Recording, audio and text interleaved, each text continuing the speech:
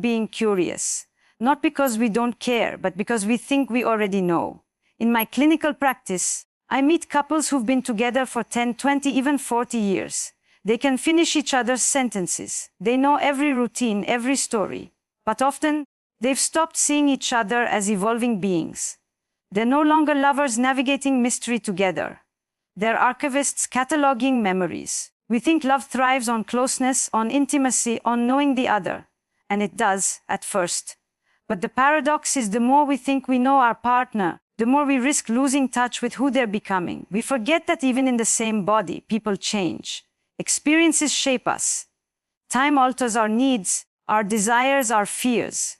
When we relate to our partner as if they are static, we stop being present.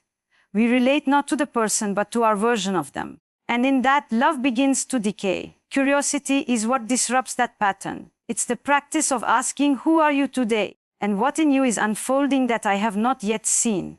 I often say, love is not a state of being. It's a state of becoming. And curiosity is the language of that becoming. It invites us to stay engaged with the mystery of the other. It keeps us humble, because it reminds us that no matter how long we've been together, we don't actually know everything.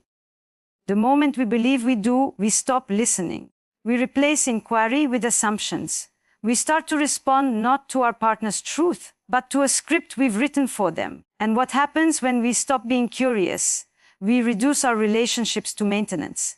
Love becomes a project to manage instead of a dynamic unfolding space. We communicate to coordinate logistics, not to explore inner worlds. Sex becomes routine. Conversations become transactional. Emotional intimacy gives way to emotional predictability. And slowly the vitality disappears. You see, passion and curiosity are deeply connected. They both rely on not knowing, on the willingness to be surprised. That's why new love is so intoxicating. We're discovering the other, and in the process, rediscovering parts of ourselves.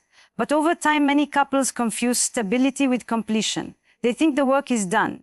And yet the greatest relationships are not built on what is already known.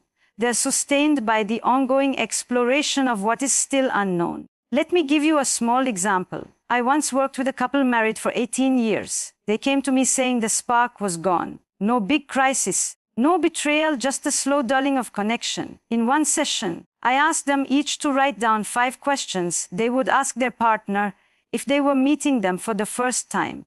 At first, they laughed. We already know everything about each other. But as they began, something shifted. They started asking things like, what do you still want to achieve? What's something about yourself you've never told anyone?